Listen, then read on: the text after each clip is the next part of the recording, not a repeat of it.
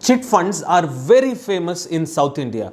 Just like we have a TV, a refrigerator, a vehicle, every family in some way or the other has investments in chit funds. While all this is true, it is also true that lot of people have lost significant amounts of money, sometimes running into thousands of crores, thanks to scam like the Sharda scam, right? But are chit funds the real villains? That is what we want to know. By the end of this video, my friends, you will exactly know how to benefit out of chit funds and what are those 4 important questions you should know about. For all my new viewers out there, my name is Akash. I am a CFP for over 12 years. And on this channel, I speak about money, taxes, and financial success.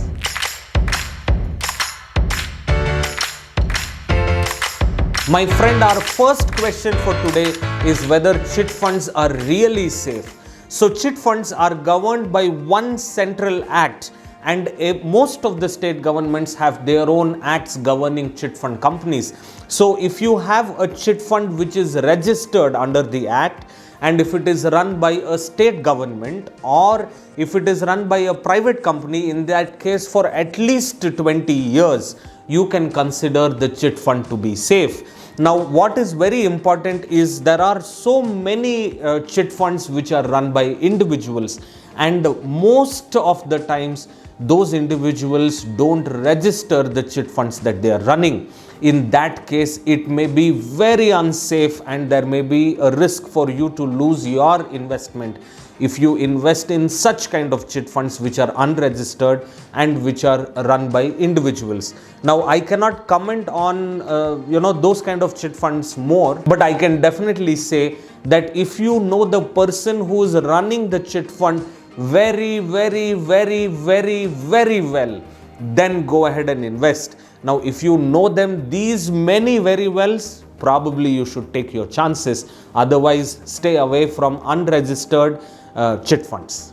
Our second question for the video, my friends, is when should you invest in chit funds? So these are my ideas. If you have a savings problem, or if you are not disciplined, or if you need to inculcate the habit of savings, chit funds make a good case.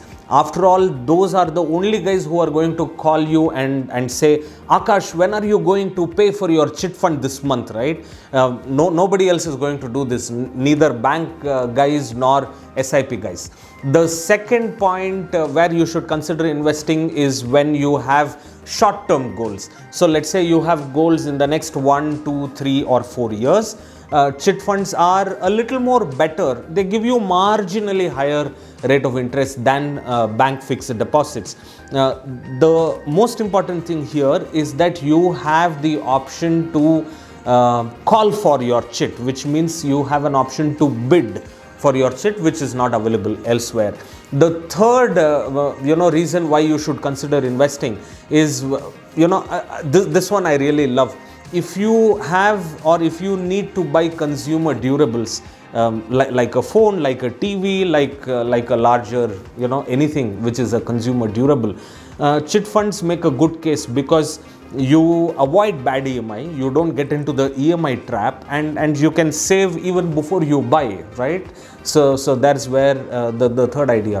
What could be the fourth? The fourth could be, yes, you can also use it to actually pay your credit card outstanding, right? You can take up a chit, and if you have a large credit card outstanding, you can pay it off. The interest that you, or the premium that you pay in the chit is much lesser than the huge credit card interest that is being charged, between 32 to 48%.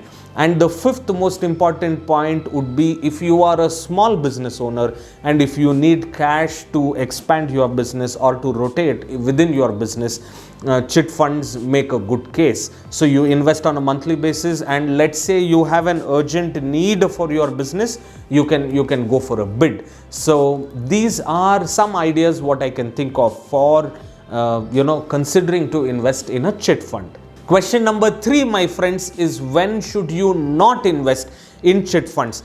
During my practice as a financial planner, I have come across chit fund investments every now and then. It's not uncommon. In fact, it is very common because I'm predominantly in South India, and chit fund investments are very common here. But there are instances where chit funds are not a great investment vehicle. One, because it does not give us compounded benefits. And second reason is because we don't have capital appreciation or capital growth of the money that we are investing. Rather, not investing, it should be called as saving, right? Chit fund is a saving tool, not an investing tool. So because of these two reasons, chit funds are not good for the long term. They are okay, or they are rather, I wouldn't say preferable, but they are one of the options for short-term investments. And then there are also these kind of crazy people who, instead of eating like this, they try to go like this, and then they try to eat here, right?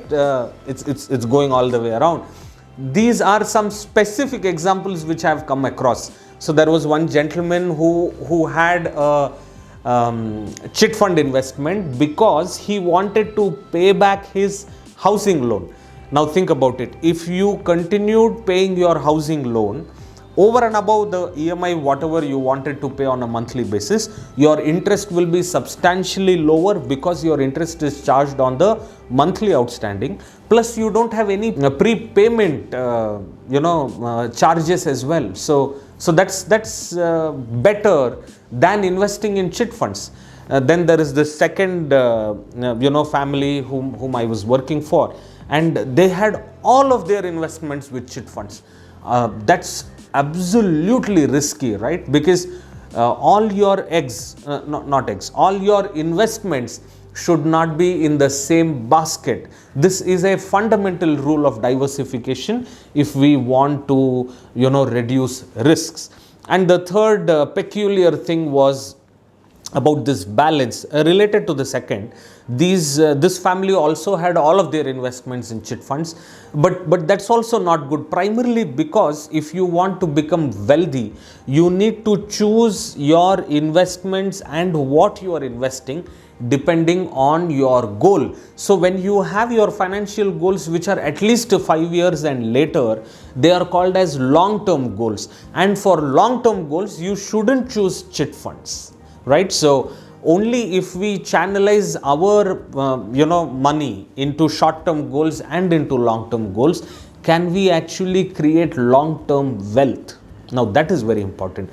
So these are the situations or examples where you should not invest in a chit fund. Question number 4, my friends, are chit funds only for poor people? Not at all. That's a stupid way of thinking. Chit funds are of different sizes and different shapes, right from 5,000 to 5 crores. 5 crores is not a value poor people would look at, isn't it? Yes, and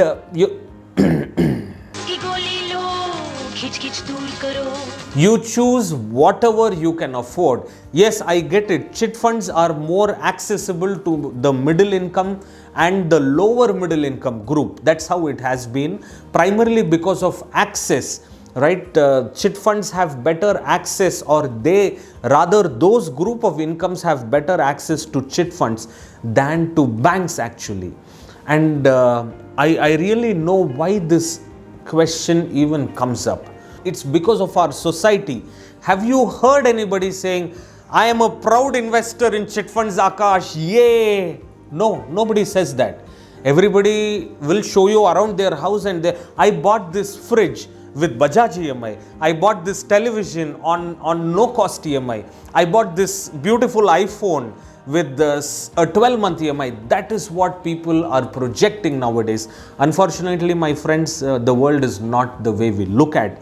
And very important is that there are no free lunches in this world. It's just become again a fashion, stupid fashion. So here are my closing thoughts. Chit funds truly have a place in our financial society and in our financial ecosystem. They are a very integral part of the financial ecosystem. In fact, they have been there for over 133 years now. They are not bad at all. Yes, I agree that there are some bad apples along the way, but tell me, my friend, which investment vehicle does not have a bad apple at all. There is nothing of that sort. Now, I like chit funds because of the following reasons. They are not like NBFCs. NBFCs make us poor by feeding us bad EMI. Chit funds are also great option to get into the habit of forced savings. They reduce our borrowings. Do you know why? Because the maximum that you can borrow is the value of the chit, which means you cannot borrow more than what you can really afford. It's a great way, right?